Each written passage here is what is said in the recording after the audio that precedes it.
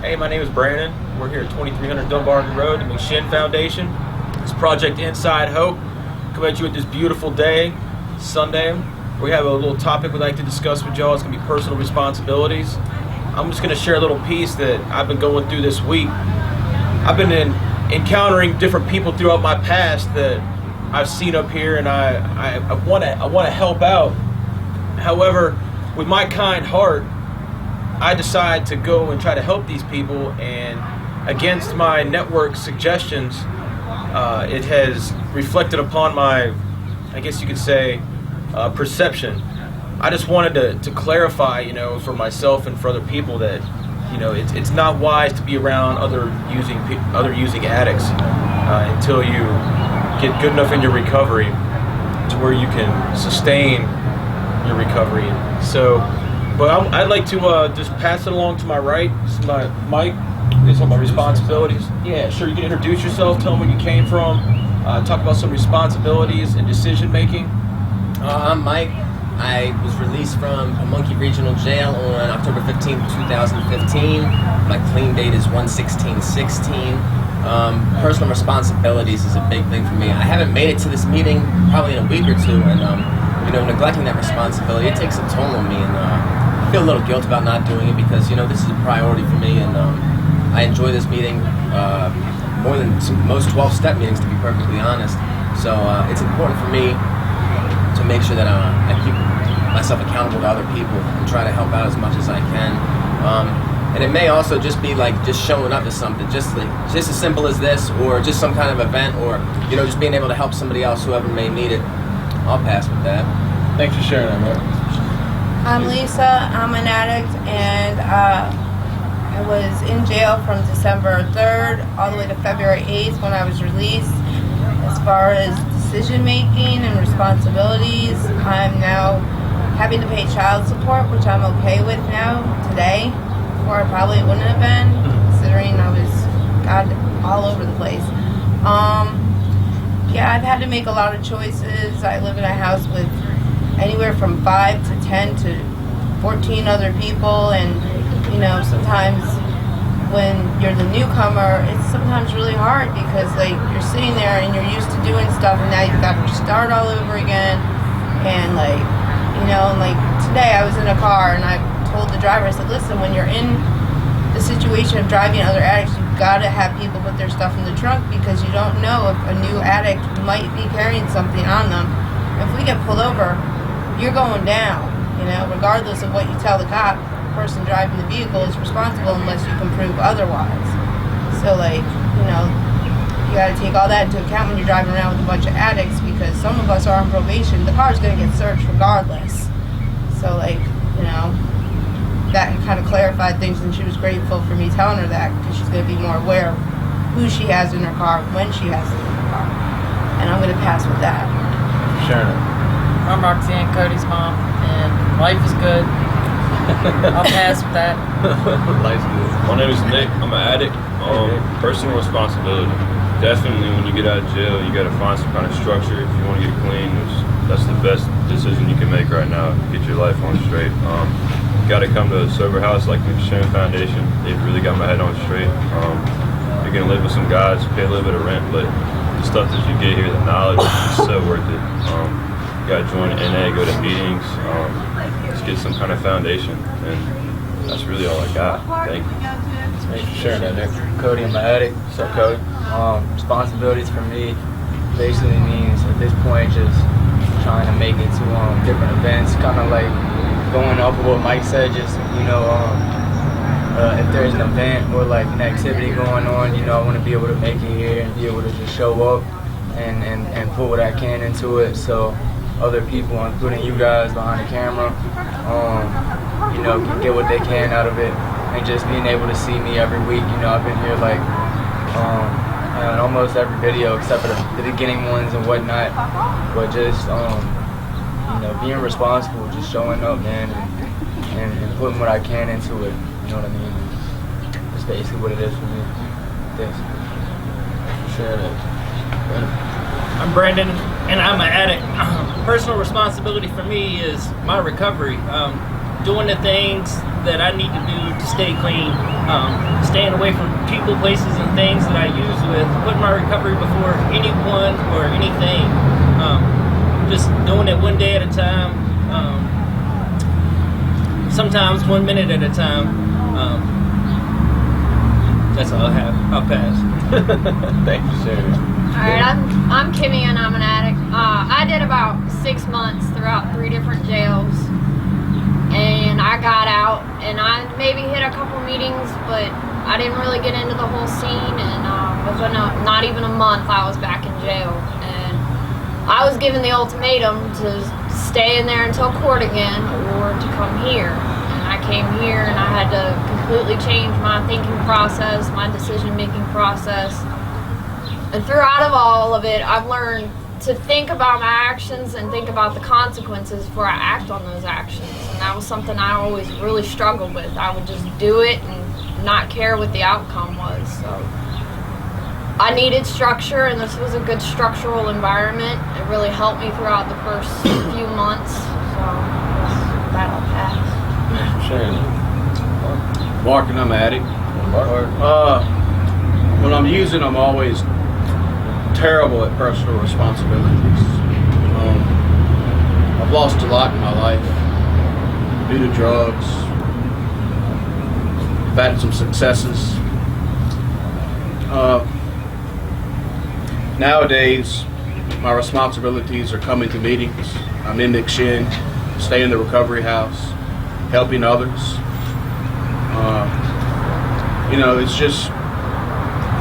It's totally different when I'm using and when I'm not using.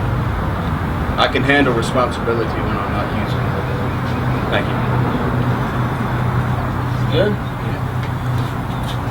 I know that when you're in a program in jail, when people come in there and they talk to you in there, they tell you to follow suggestions, right? I do my best with that. I really do. I got this terrible self-will problem, and like it's an entitlement issue almost, you could say. Like I think that I need to get things back right away. I need to hurry up and get my license and hurry up and get my car and I get my job, and I've gotten those things since I've gotten out, and I've been doing really well. It's just sometimes I get ahead of myself and I stress myself out over the little things in life that just compound themselves, and I find myself making decisions out of emotions or from emotions. I want to kind of just go around and talk about those emotions that you felt like when you were getting out, you know? I mean, like, whatever it may be, the anxiety of making these decisions, and what kind of suggestions, how do you feel about those feelings and those suggestions that people make to you? What kind of suggestions have been given to you, Mike, when you got out? Just simply, 90 meetings, 90 days, get a sponsor, get Black Key Taggers numbers, things like that. And of course, when I came home, I thought I had this thing licked. I had 10 months clean at the time, and of course I didn't. And it led me out there to more misery and pain, and I wasn't ready to deal with all that. And it kept me out there for the new year. But this time I have to let other people control what I'm doing, because if I'm doing it on my own, I'm gonna screw this up. So I have to let other people who've been through this process before me, my predecessors, make those decisions for me and give me suggestions. And today I'm willing to take all those suggestions because I know that my decision making is what got me right here. But I also wanted to touch back on the responsibility things. For me, this was the first weekend that I was able to spend with my son since I've been home, and try and show up as a dad. And I didn't realize the overwhelming responsibility that was going to be. And I was ill prepared for it. I have a lot of stuff I need to work on when it comes to that. But I just know that as long as I don't sprinkle any dope on top of that, though, that I can do this. And I'm really trying to just grasp that whole concept of parenting and everything that goes along with that. Absolutely. Thanks for sharing that, bro. Okay, my first go around, I remember they lost my paperwork, so I was there an extra 3 weeks in jail before they found it, and they found it at 1 a.m. So I was like, so they grabbed me up out of my cell while I'm asleep, and they're like, ma'am, you gotta leave jail. And I was like, oh hell no, and I closed the door and went back to bed. And then they were like, no, you're leaving. So they kicked me out at 1:30 in the morning, and I had to walk from Riverside Jail to the Wawa. Had no phone numbers. Well, I did have one number. I had to call Dude up, and I paid him $20 to get me to the closest place where I could call my mom. And I went into recovery from that day on. So So like I really didn't know what I was doing when I first got out, but this time around I had a network, I had Recovery Capital, and I got a hold of McShin a month before I got out, and I was like, listen, I really want to do this, and got a hold of them. They came to court for me, they spoke on my behalf, and so this time around I'm a little more prepared, and I'm so willing, and I've surrendered a lot in order to try and get something under my belt. So when I do finish the program, even if I did finish, I'm going to stay another 3 to 6 months and then eventually have hopefully something built up where I could go on my own and still be accountable here at the program. That's all. Thanks for sharing. Next. My name is Nick. I'm an addict. Emotions and such addict. When I got out, I was mandated to go to a 45-day rehab, so I completed that. And through that, when you get clean and stuff, you go through all kinds of emotions that you haven't felt when you're using, like anger, you're gonna cry, stuff like that. And I know that sounds weird coming from a guy, but it's okay to cry sometimes and get into your emotions and explore that world, because when you get clean, it's just a whole nother level. It's worth it. I commend y'all. Y'all should definitely go to NA meetings and get some structure, because those emotions will come out. You'll find who you really are, and I would definitely do that. That's all I got. Thank you, Nick. Cody, do you remember when you first got out, how you said you weren't going to talk to anybody? Oh, yeah, You yeah. hated the world when you came here. He said, nobody better not talk to me. But it only took you a day. Go ahead. Yeah, like when I first got out of jail, I didn't really want to. I just didn't want to associate with nobody. I don't know. I basically wanted to just cut off everybody out of my life, all my old friends. Anything that I felt like wasn't like benefiting me 100%. I just wanted to cut it out at that time. I was just angry at the world. Just mad, for real. I ended up giving it a chance and coming here. And after like the first day, I started kind of getting a little bit back into like, the groove of being outside of jail. And things started getting a little bit easier. After like a week, things got a little bit easier. And I had to complete the 30-day program, so I ended up doing that. And basically learned it, like you said, you get all your emotions back, and it's worth it. It's definitely worth it. After you put in some work, things will get more understanding, and you'll be able to understand yourself a lot better. You'll be able to set a foundation for your emotions and everything around you, basically, and just be able to kind of like start fresh, get a new mindset. Just do the best you can at it for as long as you can. That's what I did for me. I'm still working at it, but as I was here for 30 days, I just tried my hardest every day and learned a bunch of new stuff about myself. Thanks for sharing. Brandon, and I'm an addict. Emotions for me started when I was incarcerated in 2008, and then in 2015 I found myself sitting in the same jail cell that I was sitting in 7 years previous. Also, emotions was getting out and wanting to use still, but knowing that I couldn't do it successfully. Having to surrender, having to admit to another person that I had an issue and that I could not use drugs successfully. Emotions also stem from, actually having feelings again from not using dope. I wasn't a zombie anymore. I was able to have compassion for another one, realize my own problems in the process, and get a better outcome for my life. And with that, I'll pass. Thanks for sharing that, brother. Alright, I'm Kimmy. And that last time I was in jail before I got bonded out, I mean that was rough. I was emotionally and spiritually broken. I had nothing. And like I got out and I didn't know how to not use and go through those uncomfortable periods and like feel those unwanted feelings that you don't want to go through. But I mean, living in a recovery house and being up here, there's a lot of women, and for the guys too, that like help you get through that stuff, and they teach you how to live life on life's terms and to get through those uncomfortable periods and see the brighter outcome on the other side. Thanks for sharing. Mark, and I'm an addict. Mark.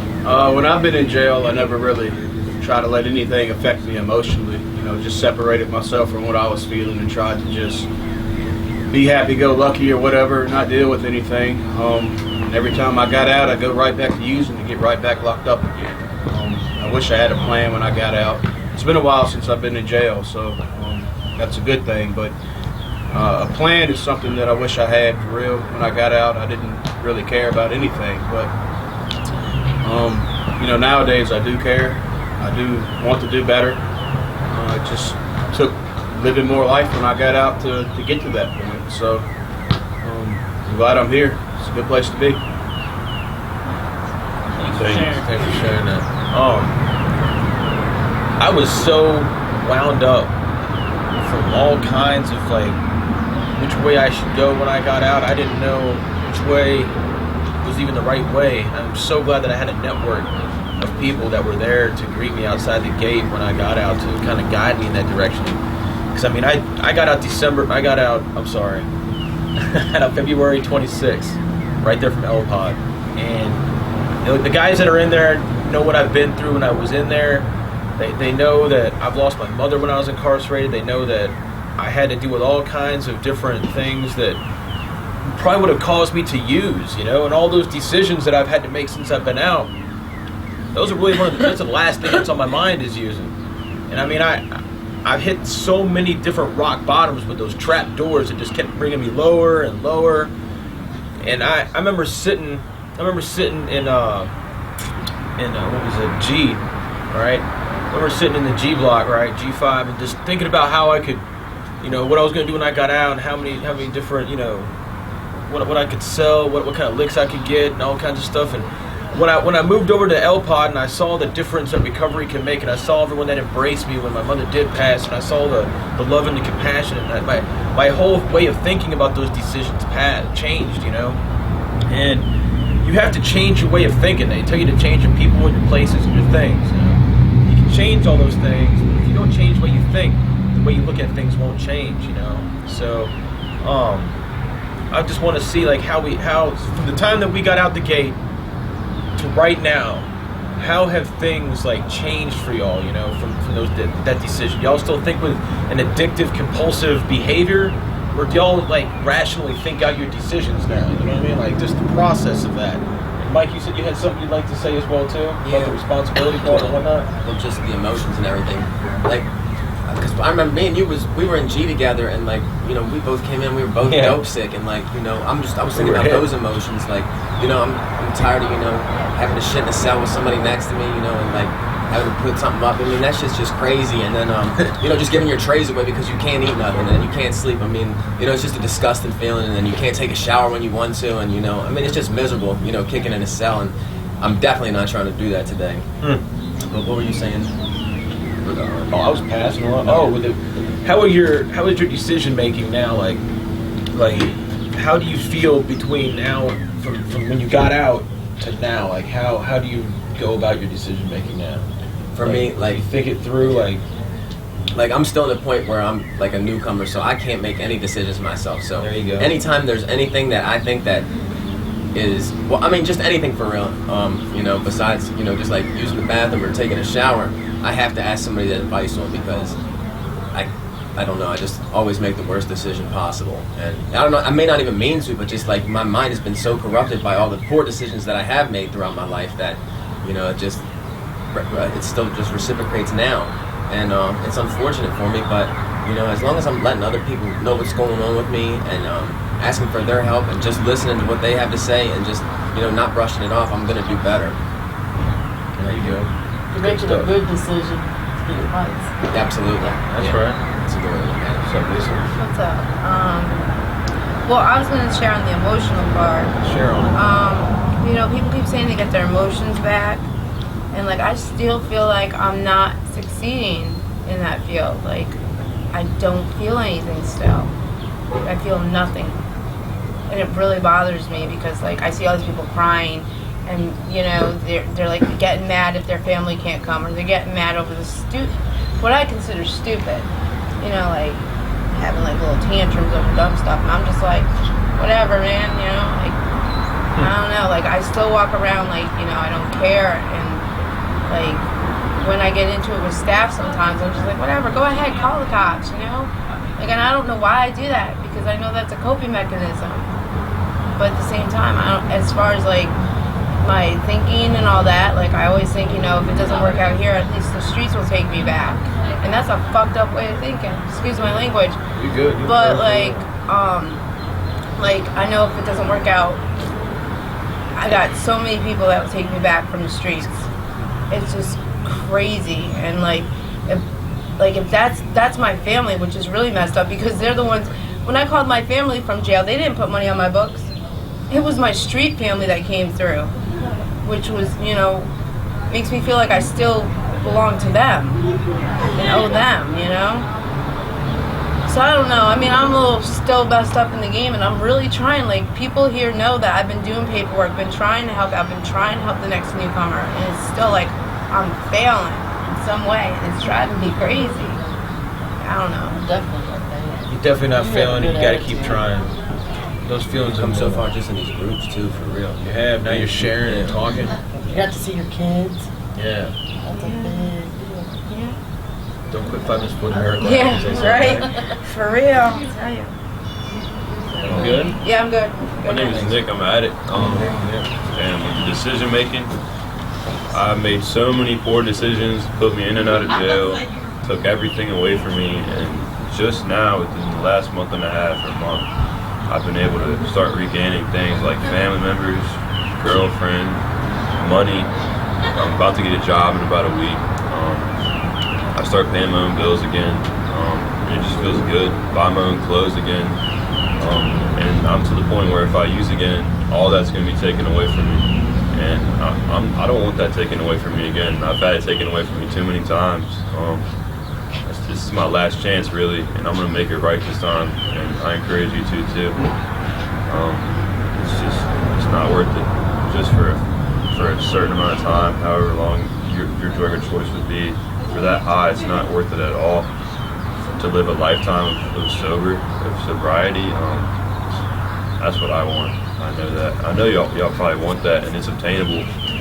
Don't think it isn't. I know you're in misery right now, but it's definitely attainable. I was thinking the same thing when I was in jail. What am I going to do? How am I going to get my life together? And getting in this program and getting sober, that's the way to get your life together. That's the way to get your family back. That's the way to get your money back. That's the way to get off probation. All those things. So that's all I got. Thanks for sharing that, bro. Cody, my addict. Hey, Cody. Basically for me, decision making, just, I think I've shared this like plenty of times, man, just trying to stay away from old people, places and things. Right now, I'm still kind of in the early stages of that. Really thinking about what I'm gonna do, you know, I'm so used to just riding around, getting it all day, doing whatever I want to do, you know what I'm saying? You know, doing this drug, that drug, doing this switch, that switch, whatever. You know, and I've been working on, like, lately I've been working on just not doing that anymore, you know, not living that lifestyle anymore. And instead of just doing whatever I want to do, just basically kind of like following some sort of a program. And try to just kind of like simplify everything that I thought I was doing. That makes any sense. Like, I thought I was doing so much at one point, but really I was just wasting my time, for real. And just basically trying to simplify the choices that I make, you know what I mean? And not do so much, if that makes any sense. And try to make the right decisions too. Like, try to make the right decisions. Like, you know, if I have the option to come over here and go to a meeting, or sit in my house and not do anything, you know, make the decision to actually go to a meeting, you know, make the decision to come over here and do the video. And another cool thing about decisions is the more times you make good decisions, the more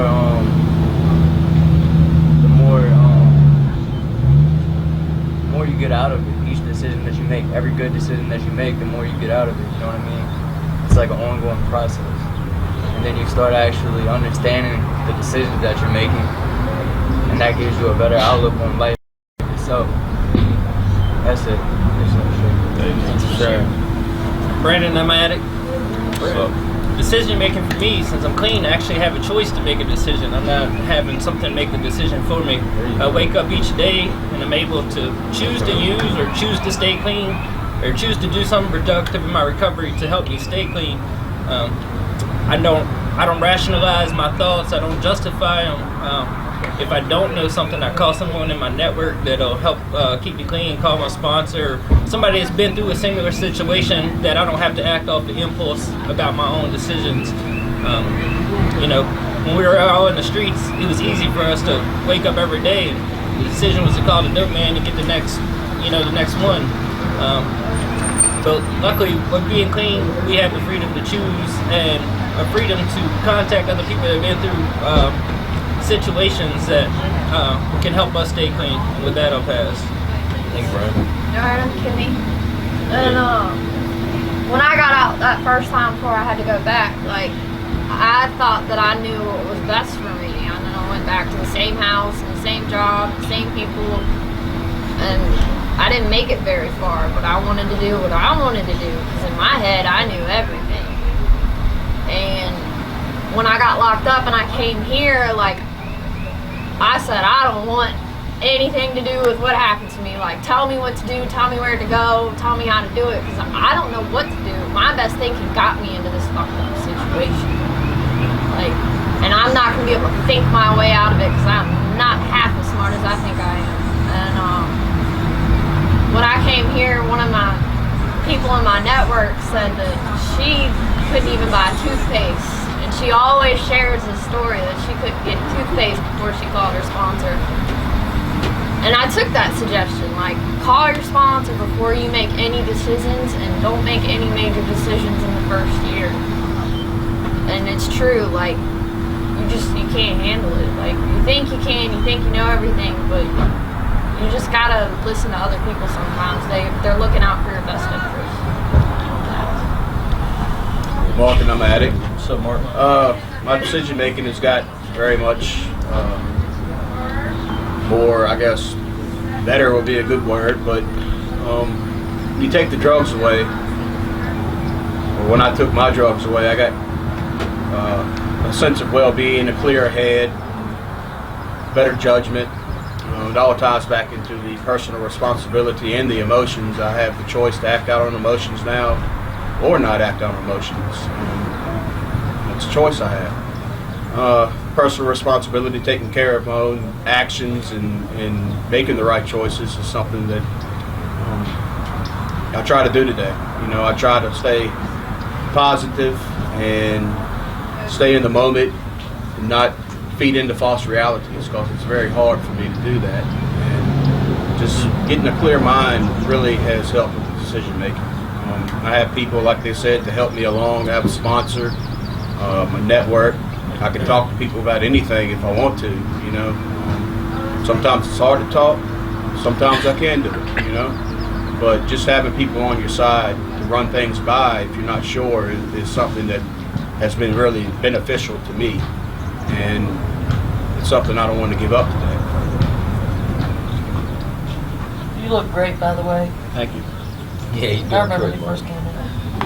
Yeah, here recently, I was dealt with a situation, right, whether I should move out. Like, I got out of jail, right, and I went straight into a recovery house. And I was staying there for a little while with a good friend of mine, a couple of good friends of mine that I had met when I was in Pamunkey. When I had gotten out, you know, they showed me love, and they showed me what to do, what not to do, you know, where to go and where the meetings were at and things.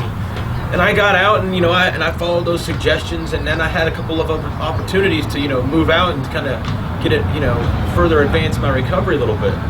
And with the first opportunity I had, it didn't work out. I guess it wasn't my higher powers way of doing it, because I wanted to consult with my network, you know, before making these big decisions. Like when y'all said about how, you know, you don't make any decisions. Like you said, no, you can't buy toothpaste without making a decision like that, right? It's like, well, I remember I sat in front of the freaking toothpaste when I first got out, and I go to the grocery store. Cereal and toothpaste, those two things like blew my freaking mind. I was sitting there like, what? Like Cinnamon Toast Crunch, or now they got chocolate Cinnamon Toast Crunch. And I'm like, what? Anyways, so with these decisions, right, I lost out on a good opportunity, but now I'm faced with another one where I can move out. And now that I've made these decisions, right, I'm getting kind of like, in one perspective, people are saying it's a good idea, and in another one, I'm getting another point of view on another thing, you know, and I got to learn how to filter that. And sometimes I get in my emotions about that, and I get in my head quite a bit, you know, and like tomorrow, for example, you know, we got a suit and tie banquet with the Attorney General that's coming into town, and McShin's holding it down at the War Memorial. They're giving him an award, and I think we're all invited to go there. But the guys from El Pod are going to be going, and we got us a table, and those are the kind of events that you could be doing when you get out and you do the right thing, you know, because if you chase your recovery like you chase your drug, the next right thing will happen, right? I mean, and I went down to Ocean City last weekend. I saw about 100 people from Fredericksburg and from here that I knew there, and there's 8,000 recovering addicts down there just chilling. It was awesome. It was a wonderful event. I never would have been able to do anything like that. Been able to make that kind of decision if I was out there using or in my old kind of lifestyle. I was saying that to say this, you know, I get in my emotions when things don't go my way. I'm like, what? I get expectations a lot of times. You know, do y'all feel that same way? I just want to kind of get the gist on the way. When things don't go your way, when you make a decision that you feel is the right decision, and you're trying to do the right thing, and then it doesn't turn out the way that you want it to work out, what are your feelings towards that? How do you deal with that? I'm dealing with like a lot of mixed emotions throughout my life right now. I don't know, these past 2 weeks, I was slipping into like a dark place, and you know, if I didn't reach out and get the help that I needed, you know, it could have turned out really, really bad for me. But you know, I had a lot of people, and because of this network that I built, right, there was people there that were able to help me when I was falling, and you know, because everybody else can see it before I do. I mean, that's just the way it is. I was glad that they were able to do that. But you know, I have co-occurring disorders and suffer from you know, other mental illness as well. And you know, I had to get medications adjusted and everything like that. And for real, decision making is so hard for me. Like, you know, just making any kind of decision. Like, we went out to get milkshakes the other day, and just, you know, picking out a flavor is just, it's something so difficult for me. And like, I don't know, I get overwhelmed and stressed out by it. You know, I know that's not a normal way to feel, and you know, I'm trying to work through all that stuff, but it's just really difficult for me. But you know, like I said, you know, it's just, I have to just rely on other people right now, because I don't know, I'm just messed up as a soup sandwich. That's pretty cool, man. Soup sandwich. I like that. Thanks, buddy. Lisa? Alright. I'm not really sure where to go with that one. Because, like, when shit does not go my way, oh God. I don't know whether to be honest here. This is where you be honest. Okay, well, when shit doesn't go my way, I'm one of those, like, I'll wait. I'll buy my time and wait. And wait until I can make it go my way. You know, like when I get told, no, you can't do this, you can't do that, I'm like, God darn it, and then I'll wait. I may wait a couple weeks and I'll be like, can I, you know, go over and ask again? And I won't be one of those everyday people, but, you know, I'll ask every couple weeks to get my way. Like, see my family, I think I've been here 76 days and I finally got to see them on Saturday. So, you know, I was persistent without losing my cool, which normally I don't do. Normally I lose my cool and get in trouble. But don't have to live like that anymore. And what was the end result since you did lose your cool? Oh, I got to see my kids all day. There you all go. Day, which, Hello. You know, it was a year and 4 months. I hadn't seen them, so I decided to be on the run for 8 or 9 months. So, now finally got to see them and see them sober. So that was awesome. We had a lot of fun. And I'm grateful for what I do have now and happy about everything.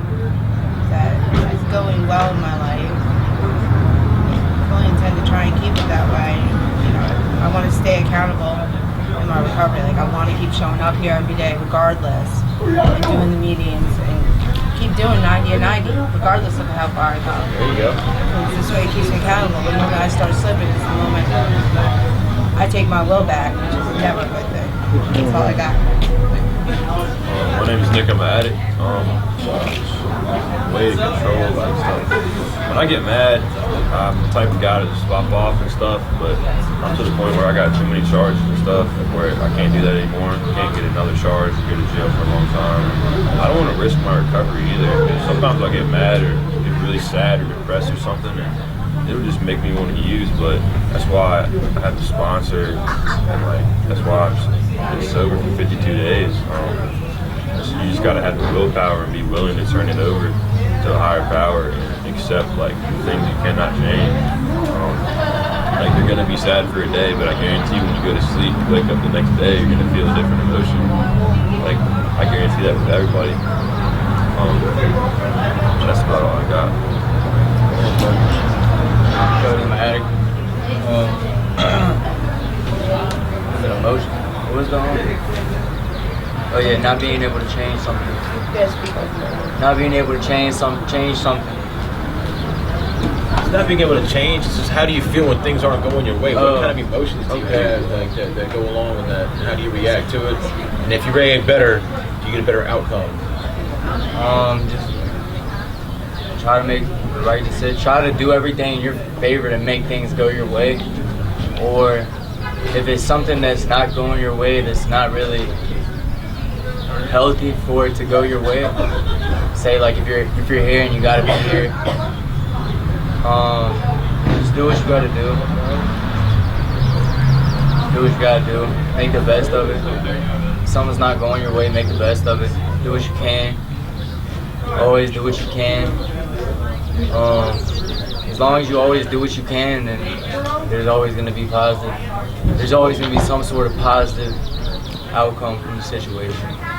Whether it be a little positive or a big positive, so you just do what you can.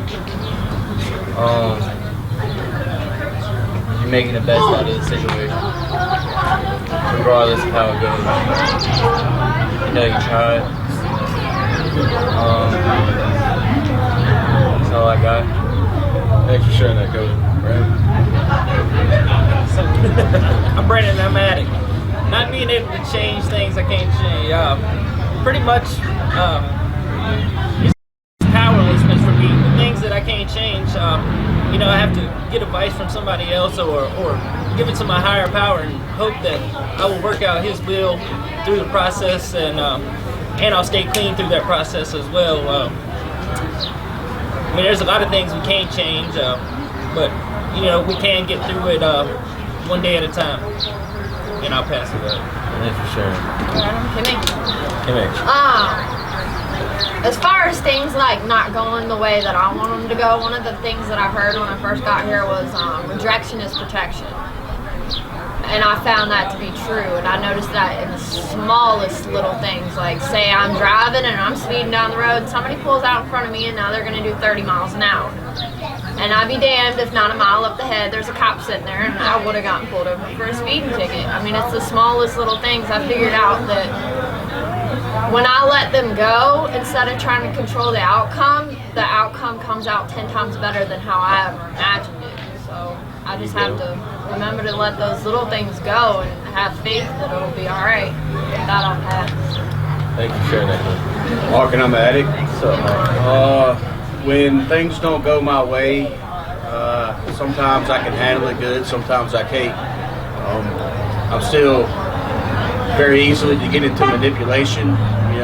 They say fix, manage, and control. I have a problem with control. Sometimes I get obsessed with situations and I can't get them out of my head. And I try to do everything I can to make it go the way I want it to. But it doesn't always work out like that. And I cause myself a great deal of stress and unmanageability by not accepting my powerlessness in situations. But it's a lot better today than it used to be, and it's only through working on myself and having others help me to see the things that I can't control that that's got, given me any sense of comfortability with it. So, I just have to keep working on it a day at a time. Absolutely, brother. One day at a time. Well, y'all can't see this behind the camera right now. But if you're looking at what we're looking at, you're looking at a huge recovery network right now here at this church. I'm looking at probably about 50 to 60 people out here in this park line. Y'all probably can hear them. This is what recovery is about. They're all out there gathering, and they're being very patient because we had the decision to do this meeting right here in the smoke deck right here. We're probably going to end this a little early because it's getting kind of loud out here. And but I would like to ask anybody, if there's anything that anyone would like to share and tell anybody in there. And by the way, Pamunkey, Kurt says what's up. He's doing well. He's working today. Just want to give a shout out for him and shout out to L-Pod. Hey, anybody that recognizes me in Rico West, what's up? Get clean, please. Stay Right clean. thing to do. That's right. Is there anybody else that would like to have anything to say? We're going to close this out. Serenity prayer. We're going to circle up right here and do the serenity prayer. Thank you, everybody, for coming. Come on, cameraman. Say hi to the camera, Jordan. What's up, guys?